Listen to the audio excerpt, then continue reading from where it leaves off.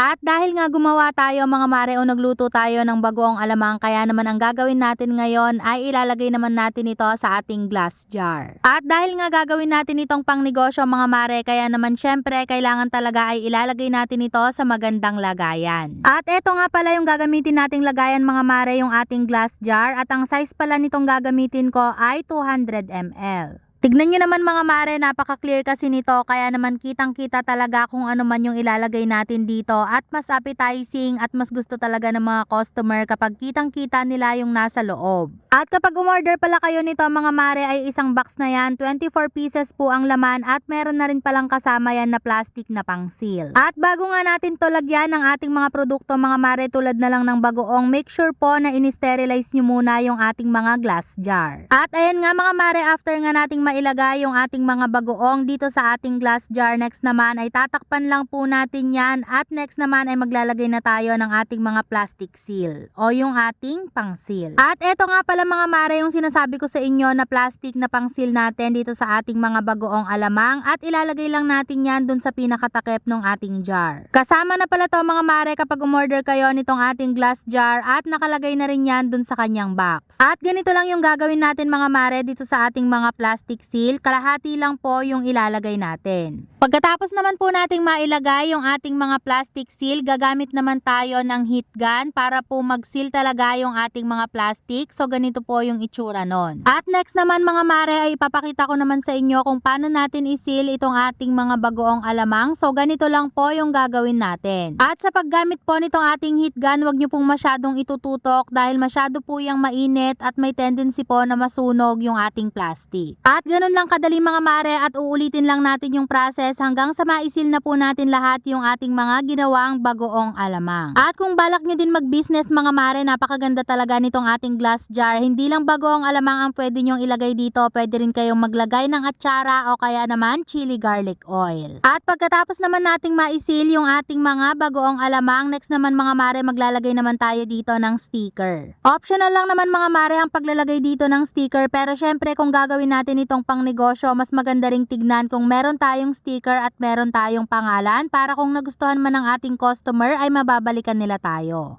O siya mga mare, kung balak mo din magnegosyo ng mga ganito, katulad na lang ng ating atsara, bagoong alamang o kaya naman chili garlic oil, napakaganda talaga namang marerecommend ko sa inyo itong glass jar na to. At hanggang dito na lang mga mare, thank you so much for watching, and kung gusto nyo po ng ganitong glass jar, ilalagay ko na lang yung link sa comment section, o kaya naman i-click nyo na lang yung basket dyan sa baba para hindi na kayo mahirapang maghanap.